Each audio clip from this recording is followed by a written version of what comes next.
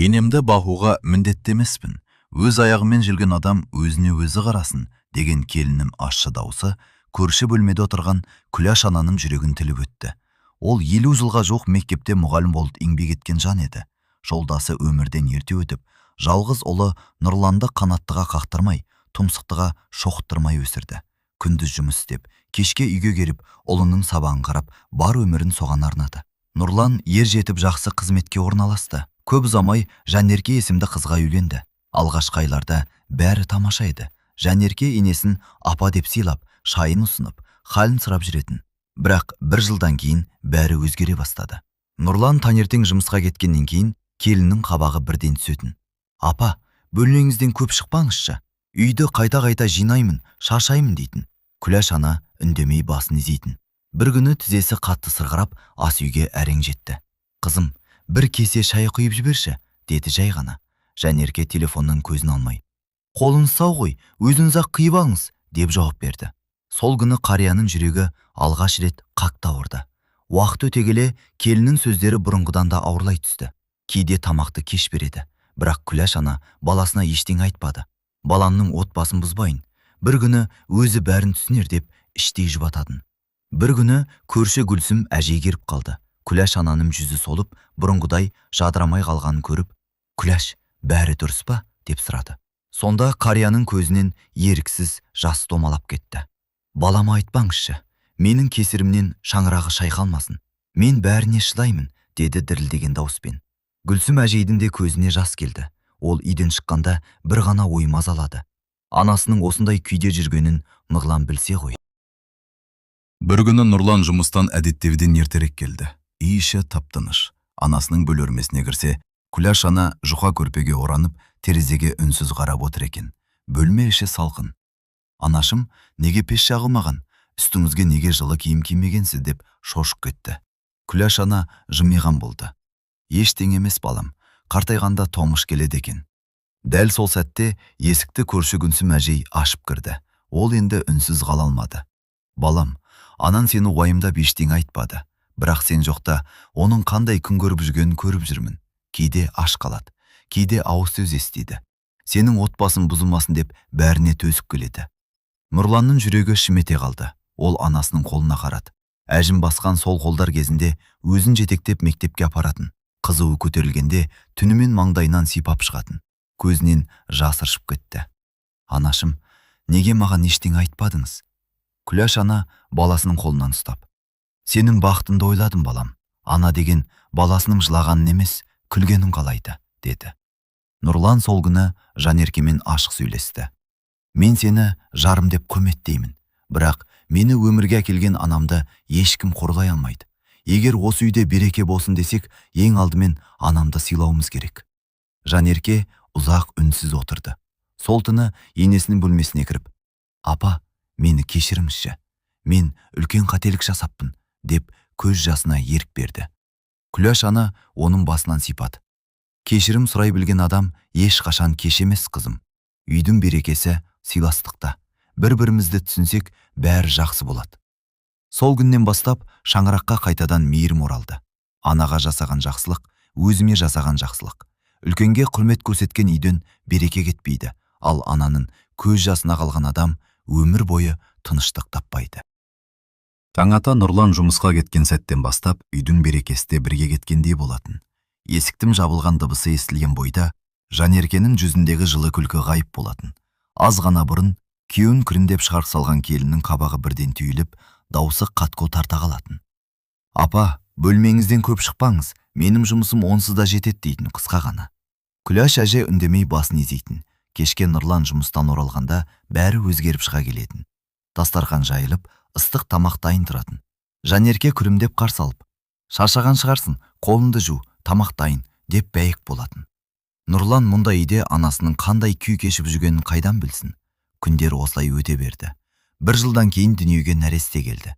Сәбидің үні шаңырақты қуанышқа бөлегенімен, Күләш әженің жағдайы жеңілдемеді. Қайта бұрынғысынан да қиындай түсті. Балаға қараймын, үй жинаймын. Енді сізге жеке тамақ әзірлеуге үлгермеймін дейтін Жанерке.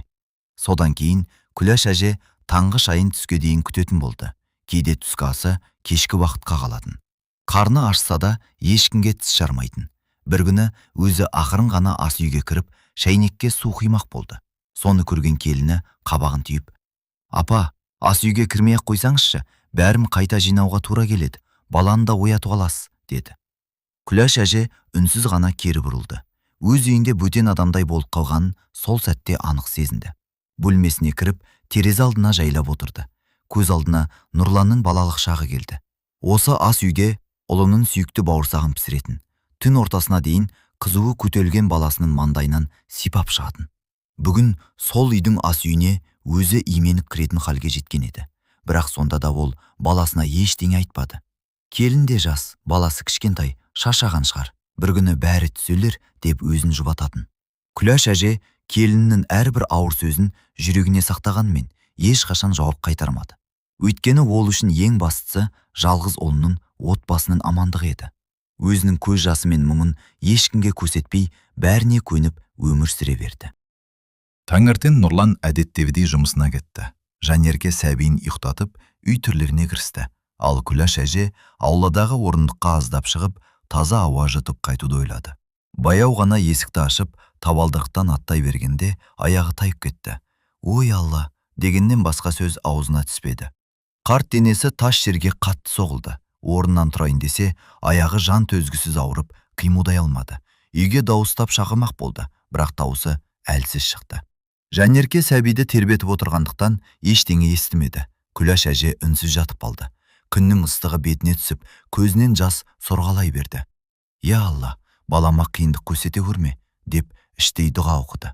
Арада біраз уақыт өткенде көршісі Гүлсім әжей дүкенден келе жатып, есік алдында қозғалысы жатқан Күләш ананы көріп шошып кетті. «Күләш, не болды саған?» деп жүгіріп жетті. Жедел жәрдем шақырылып, сол сәтте Нұрланға да хабар берілді. Хабарды естіген Нұрлан жұмысының бәрін тастап үйіне қарай асықты. Келгенде анасы зембілге салынып жатқан екен. «Анашым», деп қолынан ұстай бергенде, Күләш әже әлсіз ғана жымиып: «Қорықпа балам, мен жақсымын», деді. Нұрланның көзіне еріксіз жас келді. Осы кезде Жанерке де сәбиін құшағына қысып сатқа шықты, бауысы дірілдеп: «Мен баламен әуре болып көрмей қалыппын, кешіріңіз», деді. Бірақ ол сөз Күләш әженің жарасын жеңілдете алмады. Дәрігерлер тексеруден кейін аяғына қатты зақым келген, біраз уақыт ауруханада ем қабылдауы керек деді. Күләш әже ауруханаға жатқызылды. Күн сайын дәрігерлер келіп ем жасап, аяққа тұрғызуға тырысты. Нұрлан жұмыстан кейін бірден ауруханаға келетін. Анасының қолынан ұстап ұзақ отыратын. Сол кезде ғана оның жүдеп кеткен жүзіне, әжімдерінің көбейгеніне, бұрынғыдай ширақ емес қимылына көзі түсті. Іші өкінішке өртенді. «Мен анамның жанында жүрмін деп ойлаппын, бірақ оның жан дүниесіндегі жалғыздықты байқамаппын», деп өзін кінәлады. Ал Күләш әже бұрынғысынша ешкімді айыптамады. «Балам, өмірде ренішті көбейтпе.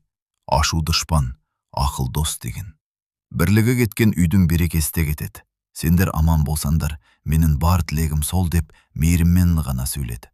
Расында, ананың жүрегі бала деп соғады дейді халқымыз. Өзі ауыр халде жатса да, Күләш әженің уайымы өз денсаулығы емес, жалғыз ұлының шаңырағының амандығы еді. Арада 2 апта өткен соң, Күләш әже ауруханадан үйіне шығарылды. Дәрігер Нұрланға шығарып саларда: «Анаңыз әлі әлсіз, дәрісін уақытында ішкізіңіздер. Тамағын мезгілінде беріңіздер. Жалғыз қалдырмаңыздар. Күтім жақсы болса, аяққа тұрып кетеді», деп қайта-қайта ескертті. Нұрлан анасын үйге алып келіп, төсегін жайлап, жастығын түзеп қойды. «Анашым, мен жұмыста болғанда Жанерке қарайды. Еш уайымдамаңыз, бәрі жақсы болады», деді. Күләш әже ұлына мейірлене қарап: «Алла разы болсын балам, жұмысымды ойла. Мен жақсымын», деп күлімсіреді. Бірақ ертеңнен бастап бәрі бұрынғы қалпына қайта түсті. Нұрлан есіктен шыға салысымен үй іші тып-тыныш болатын. Жанерке сәбиімен әуре екенін айтып, енесінің дәрісін кейде кешіктіріп беретін. Тамағы да уақытынан кешігетін. Кейде Күләш әже аш отырғанын білдірмес үшін су ғана ішіп жататын. Дәрігер жазып берген жаттығуларды жасауға да ешкім көмектеспеді. Бөлмеден шығуға шамасы жетпейтін. Терезеден сыртқа қарап ұзақ отыратын. Кейде шөлдеп кетсе, жандағы стақанға өзі әрең қол созатын. Қолы дірілдеп, суы төгіліп қалатын. Сол кезде де ешкімді шақырмайтын. келін баламен жүр, мазасын алмайын деп бінсіз жататын. Күн өткен сайын Күләш әженің жүзі қуарып, денесі бұрынғыдан бетер әлсірей түсті. Бір кезде үйдің берекесі болып жүретін ана енді төсектен тұрудың өзін үлкен күш санайтын. Тіпті сөзі де баяулай бастады. Нұрлан кешке келген сайын, анашым, жағдайыңыз қалай деп сұрайтын. Күләш әже күлімдеуге тырысатын, бірақ ерні әзер қимылдап, жақсым балам деген екі-ақ сөз шығатын. Ұлы оның даусындағы әлсіздікті жұмыстан шаршағандықтан шығар деп ойлады. Ал Жанерке күні бойы ұйықтады, дәрісін де бердім, уайымдайтын ештеңе жоқ дей салатын. Күләш әже үндемейтін, өйткені ол жалғыз ұлының отбасына сызат түскенін қаламады. Үйдің берекесі татулық деген сөзді өмір бойы жүрегіне түйіп өткен ана өз қайғысын ішіне жұтып бәріне төзді. Бірақ ананың жүзі күн сайын солып бара жатқанын бір Алла ғана көріп тұреді. Ананың қабағы баланың бағы дейді қазақ. Ал Күләш әже сол күндері өз бақыты үшін емес, баласының бақыты үшін үнсіз азап шегіп жатқан еді. Бір ай өтті. Артынша екінші айда өте шықты. Бірақ Күләш әженің жағдайы жақсарудың орнына күннен күнге машарлай берді. Кезінде таң атпай тұрып үйдің тірлігін тұндыратын ана енді төсектен өз дезергевінен тұра алмайтын халге жетті. Сөйлемісі келеді, бірақ әлсіз дауысы тамағынан нәр аспайтын. Көзі ғана сөйлейтін. Нұрлан күнде таңертең анасының маңдайынан сипап, анашым, кешке ертерек келем деп жұмысына кететін. Ал есік жабылған сәттен бастап үйдің іші тағыда мұңға бататын. Жанерке енесінің бөлмесіне анда-санда ғана бас сұғатын. Дәріңізді ішіңіз деп үстелдің үстіне қоя салатын да, сәбимен басқа бөлмеге кететін. Күләш әже дәрге қолы жетпей жатқан кездерде болатын, бірақ ешкімді шақырмайтын. Өйткені ол өмір бойы ешкімге салмақ салмай өмір сүрген жан еді. Күндердің күнінде көрші Гүлсім әжей халін білуге келді. Күләш әжені көргенде жүрегі шімете қалды. Бетінің әрі қашқан, жүзі солт кеткен, көзінен ғана мұң төгіліп тұр. Япырмай Күләш, сен мүлде жүдеп кетіпсің ғой, деді көзіне жас алып. Көп ұзамай тағы бір көршісі кірді. Артынша туысқандар келе бастады. Барлығының көргені бір көрініс еді. Үйдің төрінде жатқан Күләш әже, әлсіз дене, сөйлей алмайтын хал. Жанарынан ғана аққан үнсіз мұң. Сыртқа шыққан жұрт бір-біріне қарап күрсінді. Осындай ананы осы күйге жеткізуге бола ма? Бұндай келіннен Алла сақтасын. Енесі емес, туған анасы болса да бұлай қарамас еді. Қариясы бар үйдің қазынасы бар деуші еді. Қазынаның қадірін білмепті. Бұл сөздер ауылға тез тарады. Жанеркенің енесіне қалай қарайтынын көрші де туыс та біле бастады. Ал Күләш әже ешкімге шағымданбады. Ішіндегі өкініш пен ренішті сөзбен айтып жеткізу мүмкін емес еді. Ол келініне емес, өмірдің осындай сынағына ғана налитын. Мен осы балам үшін қанша қиындық көрдім. Бір өзім нанды бөліп жедім. Бір тілім етті өзім жемей балама бердім. Бар арманым қартайғанда баламның төрінде ақ жаулықты ана болып отыру еді, деп ойлайтын. Бірақ ол ойын ешкім естімеді. Кек қос жанарынан аққан үнсіз жас қана оның жүрегіндегі шерді айтып тұрғандай еді. Қазақта ананды Меккеге 3 арғалап апарсан да, ақ сүтін өтей алмайсың деген сөз бар. Күләш әже сол сөздің шындығын жүрегімен сезініп жатты. Өзі ұлын ешқашан кінәламады. Өйткені ана жүрегі қандай қиналса да, баласына деген мейірімнен ешқашан айырмайды. Сондықтан ол күн сайын жаратқаннан жалғыз ғана тілек тілейтін. Я Алла, баланның бағын сындыра көрме, деп дұға ететін. Күндер бірінің артынан бірі өте берді. Күләш әженің денсаулығы күн сайын әлсірей түсті. Бір кезде үйдің тірегі болған ана енді бір ауыз сөз айтуға да шамасы келмейтін халге жетті. Нұрлан жұмыстан келген сайын анасының жанына отырып, анашым, бірдеңе айтшы, даусыңды естісем болды, дейтін. Бірақ Күләш әже баласына үнсіз ғана қарайтын. Көзінен мөлдіреген жас ақырын сырғып түсетін. Сол жанардың ішінде айтылмаған мың сөз, мың өкініш жатқандай еді. Ана жүрегі бәрін сезсе де, ешкімді кінәламады. Бір күні таңға жуық Күләш әженің тынысы ауырлай бастады. Нұрлан дереу жедел жәрдем шақырды. Дәрігерлер бар күшін салғанымен тағдырдың жазуы басқа екен. Күләш әже үнсіз ғана мәңгілік сапарға аттанды. Үйдің іші азан-қазан болды. Нұрлан анасының ақ жаулығын кеудесіне қысып, көз жасына ерік берді. Анашым, Мен сізге жеткілікті қамқор бола алмадым. Кешіріңізші, деп еңіреп жылады. Қазақ бекер айтпаған ғой, ананды 3 рет арқалап Меккеге апарсаң да, ақ сүтін өтей алмайсың. Сол сөздің мәнін Нұрлан дәл сол күні жан тәнімен түсінді. Анасының бос қалған төсегі көзінен кетпейтін. Үйге кірген сайын анасының дауысын іздейтін. Таңертең жұмысына шығарда да, «Анашым, мен кеттім», деп айтып жіберетін әдетінен арланмады. Бірақ жауап беретін жан жоқ еді. Жанерке де үнсіз қалды. Ол да болған жағдайдың ауырлығын іштей сезінді. Ал Нұрлан ешқашан әйеліне «Бәріне сен кінәлісің» деп айтпады. Өйткені анасы көзі тірісінде «Балам, отбасыңды сақта, ренішті көбейтпе» деп өсиет айтып кеткен еді. Сондықтан ол ішіндегі қайғысын жалғыз өзі көтерді. Түнде анасының суретіне қарап ұзақ отыратын. «Анашым, сіздің бір ауыз ақылыңызды тағы бір рет естісем ғой», деп іштей күбірлейтін. Бірақ өмірдің ең ауыр шындығы, кеткен адам қайта оралмайды. Сол күннен бастап Нұрлан әрбір қарияны көрген сайын анасын есіне алатын болды. Өйткені ананың қадірі тірі кезінде, ал сағынышы өмір бойы екенін ол тым кеш түсінген еді. Күндер өтті, айлар өтті. Жылдар зымырап өте шықты. Күләш әженің дүниеден өткеніне де біраз уақыт болды. Үйдегі мұңның орнын бірте-бірте балалардың күлкісі басты. Жанерке мен Нұрлан 3 ұл, бір қыз сүйді. Балалары ер жетіп, мектепке барып, үйдің іші қайтадан думанға толды. Тіршілік өз арнасымен ағып жатты. Күләш әже жайлы әңгіме сирей бастады. Тек Нұрлан ғана кейде анасының суретіне үнсіз қарап терең күрсінетін, ал Жанерке өткен күндерде еске алғысы келмейтін. Бәрі артта қалды деп өзін жұбататын. Адам баласы уақыт өте келе көп нәрсені ұмытады. Бірақ өмір еш нәрсені ұмытпайды.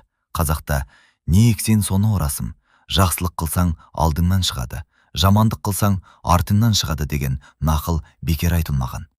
Бір күні Жанерке балаларын дастархан басына жинап отырғанда үлкен ұлы «Анашым, әжем қандай кісі болған?» деп сұрады. Жанерке бір сәтке тосылып қалды. Жауап беруге тілі күрмелді. Жүрегінің бір түкпірінде әлде қашан көмілді деп ойлаған өкініш қайта оянғандай болды. Нұрлан үндеместен орнынан тұрып, төрдегі Күләш әженің суретін алып келді. «Мынау сендердің әжелерің, өте мейірімді, өте сабырлы адам еді», деді көзіне жас алып. Балалар суретке ұзақ қарап отырды, ал Жанерке көзін төмен салды. Өткен өмірді ұмыттым дегенімен, ар алдында адам ешқашан өзінен қашып құтыла алмайды. Сол түні ол ұзақ ұйықтай алмады. Күләш әженің үнсіз жанары, әлсіз жүзі, айтылмай қалған сөздері көз алдынан кетпеді. Бірақ уақытты кері айналдыру мүмкін емес еді. Жанерке әлі алда өзінің қандай сынақ күтіп тұрғанын мүлде білмейтін. Өйткені өмірдің өз заңы бар. Бүгін жасаған ісімнің өтеуі ертең алдынан шығуы мүмкін. Қай уақытта, қандай жағдайда келетінін ешкім білмейді. Сондықтан халқымыз атана не қылсаң алдына сол келеді деп бекер айтпаған. Ал Жанерке үшін өмірдің ең ауыр сабағы әлі басталмаған еді. Уақыт өз дегенін жасады. Нұрлан мен Жанеркенің үлкен ұлы ер жетіп, оқуын аяқтап қызметке орналасты. Көп ұзамай көрші ауылдың ибалы қызы Айсәулеге үйленді. Ауыл адамдары жас келіннің тәрбиесіне риза болды. Сәлемі түзу екен, инабатты қызға ұқсайды деп ақ баталарын берді. Бірақ сол күннен бастап Жанеркенің мінезі өзгере бастады. Келіні таңертең ерте тұрып шайын дайындап жүрсе де, Жанерке оның ешбір ісіне көңілі толмайтын. «Қызым, шайды бұлай дендемейді, үйді олай сыпырмайды, тамақты бұлай істейсің. Мынауың дұрыс емес». Күніне бірнеше рет ескерту айтатын, ал Айсәуле үндемейтін. «Жарайды апа», деп қана жауап беретін. Бірақ Жанерке мұнымен тоқтамады. Бір күні келіні кір жуып жатқанда: «Сенің анаң үйретпеген бе? Мына жұмысты да дұрыстап істей алмайсың ғой», деп жекіп сөйледі. Айсәуленің көңіліне қатты тиді. Дегенмен ол үлкеннің алдын кесіп өтпеді. Басын төмен салып, жұмысын жалғастыра берді. Күндер өте берді. Жанерке келіннің әрбір қадамын бақылап, болмашы нәрседен мін тауып жүрді. Үйге келген қонақтардың көзінше де ескерту жасайтын. Айсәуле үнсіз шыдай берді. Бір күні көрші әжей ауладан шығып бара жатқан Айсәуленің көзіне жас алғанын байқап қалды. «Қарағым, не болды?» деп сұрады. Қыз алғашында үндемеді, сосын жай ғана: «Ештеңе емес апа, үлкеннің көңілін қалдырғың келмейді, деді. Көрші әжей ауыр күрсінді. Өйткені ол осы көріністі бұрында көрген. Тек кейіпкерлері ғана өзгерген еді. Іштей, өмір-ай, кеше өзі енесінің қабағына қарамайтын еді. Бүгін өзі келіннің әрісінен мініздеп отыр, деп ойлады. Бірақ ол сөзді дауыстап айтпады. Ауыл адамдарда бәрін көріп жүрді. Ешкім Жанеркенің бетіне келмеді. Алайда сырттай, адам өткенін ұмытпау керек. Үлкеннен көргенді кішіге жасамаған дұрыс. Не ексең, соны орасын деген сөз рас екен деп өзара күбірлесетін. Ал Жанерке болса, өз әрекетінің бір кезде өзіне ауыр сабақ болып оралатынын әлі сезген жоқ еді. Өмірдің әділдігі кейде бірден келмейді, бірақ ол міндетті түрде келеді. Күн өткен сайын Нұрлан үй ішіндегі өзгерісті анық байқай бастады. Жанеркенің келіні Айсәулеге сөйлеген әрбір сөзі, әрбір қабағы оның көңілін мазалайтын. Бір күні кешкі шай үстінде Айсәуле үнсіз ғана дастарханды жинастырып жүрді. Жанерке тағы да жақтырмаған кейіппен: «Осы уақытқа дейін үйренбедің бе? Ыдысты былай жинамайды. Мен саған қанша рет айттым», деп зекіп қалды. Айсәуле үндемеді. «Жарайды апа», деп басын изеді. Нұрлан бәрін үнсіз бақылап отырды. Сол түні балалар ұйықтаған соң ол Жанеркенің жанына келді. «Жанерке, сабырға келші. Айсәуле жаман келін емес. Барын салып жүр. Үлкеннің міндеті үйрету, ал жүрегін жаралау емес. Анам екеуінің арасындағы жағдайдың қайталанғанын қаламаймын», деді жай ғана. Жанерке бір сәт үнсіз қалды. «Жарайды, енді олай сөйлемеймін», деп келіскендей болды. Нұрлан оның сөзіне сенгісі келді, бірақ арада көп уақыт өтпей-ақ бәрі бұрынғы қалпына қайта түсті. Жанеркенің мінезі өзгермеді. Кейде болмашы нәрсеге ренжіп, дауысын көтеретін. Кейде келіннің жасаған еңбегін көрмегендей, тек кемшілігін ғана іздейтін. Айсәуле бұрынғысынша үндемей жүрді. Үлкеннің көңілін қалдырмайын деп бәріне төсіп бақты.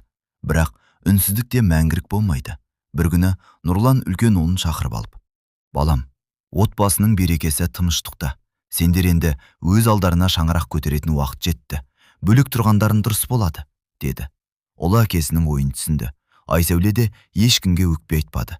Көп ұзамай жас отбасы өз алдына бөлек үйге көшті. Көшетін күні Айсәуле табалдырықтан аттар алдында Жанеркеге иіліп сәлем салды. «Разы болыңыз апа», деді. Жанерке үнсіз ғана басын изеді. Жас келін есіктен шығып кеткен соң үй іші бірден тым-тырыс болып қалды. Сол үнсіздіктің ішінде Нұрлан терең күрсінді. Ол жүрегінде бір ғана ойды қайталай берді. Үйдің берекесі байлықта емес, сыйластықта. Сый кеткен жерде шаңырақтың шырағы да бәсеңдейді. Ал қазақтың «не ексең соны орасың» деген сөзі өмірдің әр белесінде өз өр шындығын дәлелдей беретінін Жанерке әлі толық түсінген жоқ еді. Уақыт бір орында тұрмайды. Жанерке мен Нұрланның жалғыз қызы мектепті үздік аяқтап, қаладағы жоғары оқу орнына оқуға түсті. Қызын шығарып салған күні Жанерке көз жасын сүртіп: «Аман жүр қызым, өзіңді күт», деп ұзақ құшақтады. Үй бірден бос қалғандай көрінді. Арада көп өтпей екінші ұлы да ер жетіп, көрші ауданның тәрбиелі қызы Гүлназға үйленді. Той өтіп, ақ босағаны аттаған Гүлназ үлкенге ізет көрсетіп, ерте тұрып шайын дайындап, үйдің шаруасына білек сыбана кірісті. Алғашқы күндері Жанерке ештеңе демегендей болды. Бірақ арада бірнеше апта өткен соң баяғы мінезі қайта оянды. «Гүлназ, қамырды бұлай илейді. Шайды тым қою демдепсің. Үйді дұрыстап жинамапсың. Мына жұмысты да үйренбегенсің бе?» Күнне бірнеше рет ескерту айтатын. Гүлназ үнсіз тыңдап: «Жарайды апа, келесте дұрыстаймын», деп қана жауап беретін. Бірақ қанша тырысса да Жанеркенің көңілінен шыға алмады. Бір күні қонақтар кетіп болған соң Гүлназ ас үйде ыдыс жуып тұр еді. Жанерке тағы да қатқыл үнмен: «Сенің қолынан ештеңе келмейді екен, бір жұмысты дұрыс істей алмайсың», деді. Гүлназдың қолындағы тәрелке дірілдеп кетті. Көзіне жас келсе де, ол үлкенге қарсы сөз айтпады. Сол сәтте есік алдында тұрған Нұрлан бәрін естіп қалды. Ол ішке кіріп біраз үнсіз тұрды да: «Жанерке, тоқташы. Келін де адам. Жылы сөз адамды өсіреді, ауыз сөз адамның жүрегін жаралайды. Бір кездері анамда дәл осылай үндемей жүретін еді», деді. Бұл сөз Жанеркенің жүрегіне тигендей болды. Бірақ ол тағы да: «Мен жамандық айтып тұрған жоқпын, үйренсін деп айтып жатырмын», деп ақталды. Нұрлан ауыр күрсінді. «Үйрету басқа, қорлау басқа. Осы екеуінің айырмасын ұмытпа», деді. Үй іші үнсіз қалды. Ал Гүлназ сол түні ұзаққа дейін көз іле алмады. Ол төрдегі Күләш әженің суретіне қарап отырып, «Әже, сіз де осындай күндерді бастан өткердіңіз бе екен?» деп іштей сыбырлады. Қазақта жақсы сөз жарым ырыс дейді, ал кейде бір ауыз ауыр сөз адамның жүрегінде өмір бойы жазылмайтын жара қалдырады. Жанерке мұны әлі де толық түсіне қойған жоқ еді. Таңертең Дастан әдеттегідей жұмысыма асығып кетті. Есіктен шығарда жұбайына күлімдеп, «Гүлназ, кешке ертерек келем, анаммен тіл табысып жүр, жарай ма?» деді. Гүлназ күлімсіреуге тырысқанмен жүрегіндегі мұңын жасырып, «Жарайды» деп қысқа ғана жауап берді. Ол күйеуінің көңіліне алаң салғысы келмеді. Жұмыста жүріп уайымдамасын деп үйдегі ешбір ренішті оған айтпайтын. Дастан кеткен соң үй іші қайтадан үнсіз қалды. Гүлназ ас үйде түскі ас дайындап жүрген. Жанерке ішке кіріп қазанның қақпағын ашып қарады. «Мынаны тамақ дейсің бе? Сенің қолыңнан түк келмейді екен». Гүлназ үндемеді. «Кешіріңіз апа, егер дұрыс болмаса қайта жасап шығайын». Бірақ бұл сөзде Жанеркенің ашуын баспады. «Сенің анаң саған дым үйретпеген екен. Менің баламның тең емессің. Осындай керін келет деп кім ойнаған?» деді ашумен. Бұл сөз Гүлназдың жүрегіне майзадай қадалды. Ол көз жасын көрсетпеуге тырысып бөлмесіне кірді. Ұзақ отырды. Күйеуінің суретіне қарап ауыр күрсінді. «Мен бұл үйге ұрыс іздеп келген жоқпын. Отбасымды сақтаймын деп үндемей келем. Бірақ адамның да шыдамның шегі болады екен» деп ойлады. Сосын орнынан баяу тұрды. Ешқандай киімін, ешқандай дүниесін алмады. Тек үстіндегі киіммен есікті ақырын жауып, төркініне қарай бет алды. Артында үнсіз қалған шаңырақ қана қалды. Кешке Дастан мен Нұрлан жұмыстан бірге келді. Үйге кірген бойда Дастан жан-жағына қарап, «Гүлназ» деп дауыстады. Ешкім жауап бермеді. Бөлмесіне кірді. Барлығы орнында тұр, бірақ Гүлназдың өзі жоқ. Дастанның жүрегі шым ете қалды. «Анашым, Гүлназ қайда?» деп сұрады. Жанерке салқын ғана, «Өзі кетіп қалды, ешкім қуған жоқ» деді.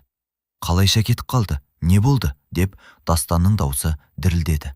Осы кезде үй үшін ауыр үнсіздік басты. Нұрлан әйеліне бір, ұлына бір қарап тұрды. Ол бұл үнсіздіктің артында айтылмай қалған көп сөз жатқанын сезді. Жүрегіне әлде қандай күдік ұялады. Қазақта жараның жазылғаны жақсы, жүректің жарасы жазылуы қиын дейді. Сол кеште бұл саңырақта басталған үнсіздік әлі талай сырдың ашылуына себеп боларын ешкім білген жоқ. Гүлназ төркініне кеткеніне бір апта болды. Дастан күн сайын хабарласып, қайта-қайта сөйлесуге тырысты. Бір күні екеуі ауыл сыртындағы саябақта кездесті. Дастанның жүзі солып кеткен. «Гүлназ, үйге қайтайық, бәрін ұмытайық. Мен сенсіз өмір сүре алмаймын» деді. Гүлназ көз жасын әрең тиіп отырды. «Дастан, мен сені жақсы көрем, бірақ сол үйге қайта бара алмаймын. Мен ешкімге жамандық жасаған жоқпын. Үнемі үндемедім, шыдадым. Бірақ адамды күнде қорғай берсе, жүрегі де бір күні сынады» деді. Дастан басын төмен салды. Ол бәрін түсінді, бірақ бір жағында жары, бір жағында ата-анасы тұр еді. «Мен әке-шешемді тастап кете алмаймын. Олар мені өсірді. Сен үйге қайтшы, бәрі түзелер» деді. Гүлназ мұңая басын шайқады. «Мен қайта барсам, бәрі тағы қайталанады. Бұл жолы менің шыдамым жетпейді». Ұзақ үнсіздік орнады. Кенет Дастан ашуға ерік беріп, «Егер үйге қайтпасаң, ажырасамыз» деді. Бұл сөзді айтқанда өзі де жүрегінің қанжылап тұрғанын сезді. Гүлназ көзінен аққан жасты сүртіп, «Егер сенің таңдауың осы болса, Алла куә, мен отбасымды сақтауға барымды салдым» деді. Арада аз уақыт өткен соң екеуінің некесі бұзылды. Қос жас екі жаққа кетті. Бұл ажырасу ешқайсына бақыт әкелмеді. Дастан бұрынғы Дастан болмай қалды.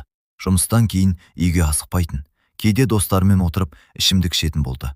Бір реттік жұбаныш уақыт өте келе әдетке айналды. Нұрлан баласының өзгергенін көріп, іші қан жылады. Бір күні түнде Дастан мас күйінде үйге келді. Нұрлан үнсіз ғана баласының иығынан ұстап, «Балан, бұл жыл сені ешқайда апармайды» деді. Дастан көз жасына ерік берді. «Әке, мен Гүлназды жоғалтып алдым. Өз бақытымды өз қолыммен сындырдым» деп еңіреп жіберді.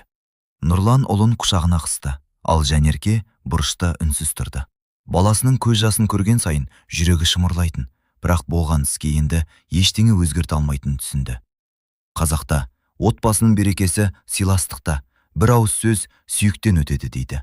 Кейде ашумен айтылған ауыр сөз бір шаңырақты ғана емес, бірнеше адамның тағдырын өзгертіп жібереді. Сол түні бұл үйде ешкім ұйықтай алмады. Өйткені ең ауыр қайғы кеш түсінген өкініш еді. Жылдар өте берді. Бір кездері таңнан кешке дейін тонын таппай жүретін Жанерке енді үйдің барлық тірлігін өзі атқаратын болды. Үлкен ұлы бөлек шықты. Екінші ұлы ажырасып кетті. Қызы қалада оқып жүр.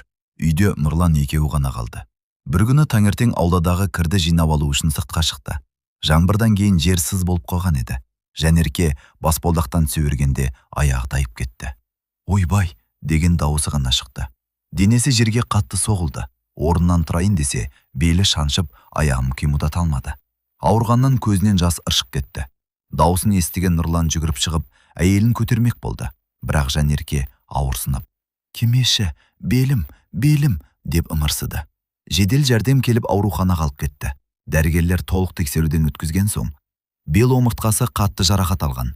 Оның үстіне қант диабеті де бар екен. Сондықтан сауығу ұзаққа созылады. Өзіне ерекше күтім қажет деді. Бірнеше күн ауруханада жатқан Жанерке үйіне шығарылды. Бірақ бұрынғыдай жүріп қалмады. Көп уақытын төсекте өткізетін болды. Бұрын өзі бір сәт тынбайтын үйдің тірлігі енді өзгелердің қолына қарады.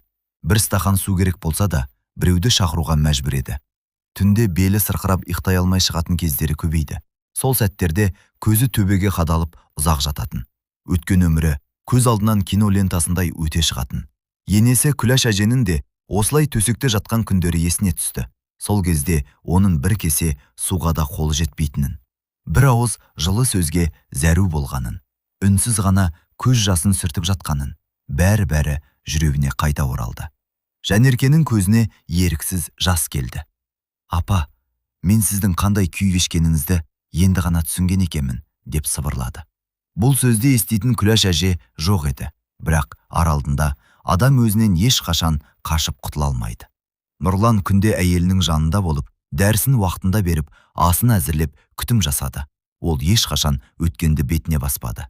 Өйткені жүрегінде реніштен бұрын адашылық басым еді. Қазақта ауру астан, дау қарындастан. Жақсылықта жақсылық әр адамның ісі, жамандыққа жақсылық ер адамның ісі деген сөз бар. Жанерке сол күндері денесінің емес, жүрегінің жарасы әлде қайда ауыр екенін алғаш рет анық сезінді. Уақыт ешкімді күтпейді. Кеше ғана үйдің шаруасын өзі тындырып жүрген Жанерке енді төсектен өздерінен тұра алмайтын халге жетті. Белінің жарақаты толық жазылмады. Оған қоса қант диабеті де асқынып, денесі күннен күнге әлсірей берді. Дәрігерлер қолдан келген емнің бәрін жасағанымен, сауығу қиын екенін жасырмады. Ал Нұрлан бір сәтте әйелінің жанынан алыстамады. Таңертең ерте тұрып, дәрісін дайындайды. Ас әзірлеп, уақытында тамағын береді. Киімін ауыстырып, қолынан ұстап отырып сөйлесетін. Жанерке кейде үнсіз ғана Нұрланға қарап қалатын. Жүрегінде мың өкініш жатты, бірақ оны сөзбен айтып жеткізу мүмкін емес еді. Үлкен ұлы әйелімен бірге келіп, ата-анасының жағдайын жиі сұрап тұратын. Немерелері үйге кіргенде бір сәтке болса да шаңыраққа күлкі оралатын. Бірақ олар бөлек тұрғандықтан кеш бата өз үйлеріне қайтып кететін. Үй қайтадан тым-тырыс қалатын. Екінші ұлы Дастанның жағдайы болса, күннен күнге қиындай түсті. Ажырасқаннан кейін ішімдікке салынып кеткен ол бұрынғы өміріне қайта орала алмады. Кейде үйге келіп анасын көретін, бірақ көзін тіке қарай алмайтын. «Анашым, кешіріңіз», деп қазаны күбірлейтін. Жанерке ұлының қолынан ұстап, «Балам, өзіңді жоғалтпа», деуге тырысатын. Бірақ әлсіз дауысы анық шықпайтын. Дастан сыртқа шыға сала көз жасын тия алмай жылайтын. Ал жалғыз қызы қалада оқып жүрді. Сабақтан қолы босаса, пойызбен жетіп келіп, анасының жанынан шықпайтын. Басынан сипап, «Анашым, бәрі жақсы болады, сіз әлі жазыласыз», деп жұбататын. Жанерке қызының жүзіне ұзақ қарайтын. Өйткені ана жүрегі бәрін сезетін. Күндердің күнінде Жанерке Нұрланды жанына шақырды. Әлсіз қолымен күйеуінің қолын ұстап, «Нұрлан, мен саған көп қиындық көрсеттім. Сен бәріне шыдадым. Рахмет. Балаларды тастама, бір-бірінен айырма», деді. Нұрлан көз жасын жасыра алмады. «Ондай сөз айтпа. Сен жазыласың. Біз әлі бірге немерелеріміздің қызығын көреміз», деді. Жанерке әлсіз ғана жымиды, бірақ ол күлкіде қуаныштан гөрі қоштасу көбірек еді. Сол түні үйдің іші тым-тырыс болды. Таңғылаң бері Нұрлан әдетінше әйелінің жанына келді. Қолынан ұстап еді. Қолы мұздап қалыпты. Жанерке мәңгілік сапарға үнсіз аттан кеткен еді. Нұрлан үнсіз отырып қалды. Бірнеше секундтан кейін ғана «Жанерке» деп сыбырлады. Бірақ жауап болмады. Үйдің ішін үнсіздік басты. Қызы анасын құшақтап еңіреп жылады. Үлкен ұлы басын төмен түсіріп, көз жасын тия алмады. Алдастан анасының аяғына отырып, «Анашым, мен түзеле алмадым, кешіріміз», деп өксігін баса алмады. Жанеркенің жаназасына бүкіл ауыл жиналды. Көпшілік оның соңғы жылдары көп азап көргенін айтып, дұға жасады. Нұрлан қабір басында ұзақ тұрды. Ол ешкімді кінәламады. Өмірдің өзі бәріне өз сабағын бергенін түсінді. Қайтар жолда Күләш әженің де, Жанеркенің де тағдыры көз алдынан өтті. Екеуі де бір шаңырақтың аналар еді. Екеуі де бұл өмірден өкінішпен өтті. Бірі көрген тұянатын ішіне бүгіп кетті. Бірі кеш түсінген өкінішін жүрегіне арқалап кетті. Сол сәтте Нұрлан балаларына қарап жай ғана: «Балаларым, шаңырақтың бақыты байлықпен өлшенбейді. Үйдің берекесін сақтайтын мейірім, кешірім және сыйластық. Осыны ешқашан ұмытпаңдар», деді. Қазақ халқы бекер айтпаған: «Не ексең, соны орасың». Үлкенге құрмет көрсеткеннің жолы ашылады, ал ата-ананың көңілін жаралаған адамның жүрегінде өкініш өмір бойы сақталады. Құрметті оқырман, осы әңгімені қай өмірден, қай қаладан қарап отырсыз? Пікір қалдырып, бізбен бөлісіңіз. Осы оқиға сізге қандай әсер қалдырды? Кейіпкерлердің іс-әрекетіне сіз қандай баға берер едіңіз? Әңгіме ұнаса, арнамызға тіркеліп, қоңырау белгісін басуды ұмытпаңыз. Лайк басып, өз ойыңызды пікірге жазып, бізге қолдау көрсетіңіз. Әр шаңырақта береке, әр отбасында татулық болсын. Жүрегіңізге жылу, өміріңізге бақыт пен денсаулық тілейміз. Келесі әсерлі әңгімелерде қайта жүздескенше аман есен болыңыздар.